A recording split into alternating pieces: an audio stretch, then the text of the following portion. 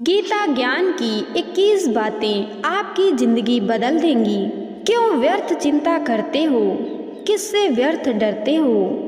कौन तुम्हें मार सकता है?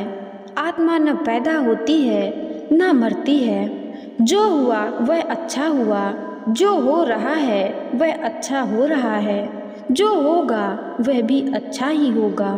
तुम भूत का पश्चाताप ना करो, भविष्य की चिंता ना करो। वर्तमान चल रहा है।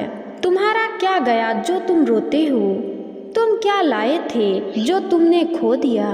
तुमने क्या पैदा किया था जो नष्ट हो गया? न तुम कुछ लेकर आए, जो लिया यहीं से लिया, जो दिया यहीं से दिया, जो लिया इसी भगवान से लिया, जो दिया इसी को दिया। खाली हाथ आए खाली हाथ चले। जो आज तुम्हारा है कल किसी और का था, परसों किसी और का होगा। तुम इसे अपना समझकर मग्न हो रहे हो। बस यह प्रसन्नता ही तुम्हारे दुखों का कारण है। परिवर्तन ही संसार का नियम है। जिसे तुम मृत्यु समझते हो वही तो जीवन है। एक क्षण में तुम करोड़ों के स्वामी बन जाते हो, दूसरे ही क्षण में तुम दरिद्र हो जाते हो। मेरा तेरा छोटा बड़ा अपना पराया मन से मिटा दो, विचार से हटा दो।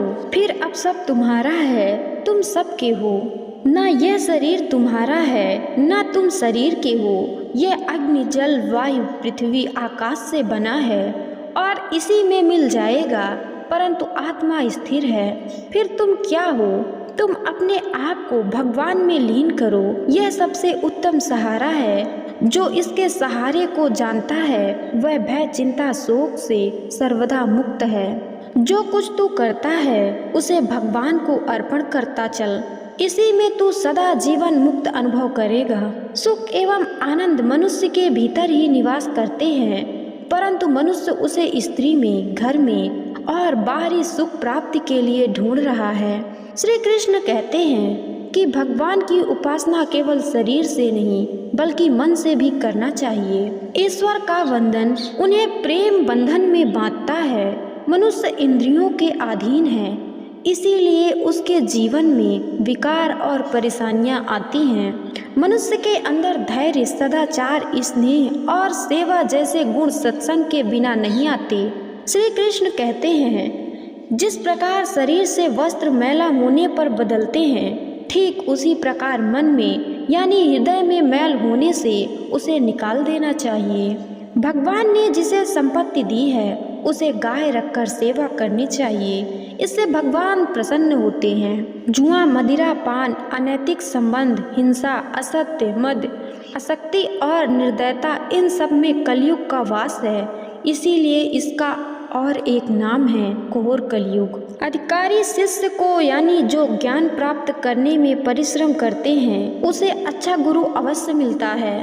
भगवान श्री कृष्ण कहते हैं कि मनुष्य को अपने हृदय को बार बार समझाने की कोशिश करनी चाहिए, क्योंकि ईश्वर के सिवाय उसका कोई नहीं है। साथ ही यह विचार करना चाहिए कि उसका कोई नहीं है इस ब्रह्मांड में भी जो उसका साथ दे देगा। भोग में क्षण भर के लिए सुख प्राप्त होता है, साथ ही त्याग में स्थायी आनंद। श्री कृष्ण कहते हैं कि सत्संग ईश्वर की कृपा से मिलता है, परंतु कुसंगत में पड़ना मनुष्य के अपने ही विचारों के कारण होता है।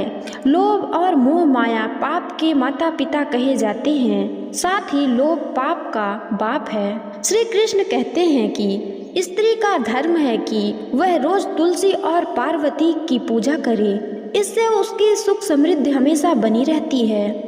मनुष्य को अपने मन और बुद्धि पर हमेशा विश्वास नहीं करना चाहिए, क्योंकि यह बार बार मनुष्य को दगा देता है।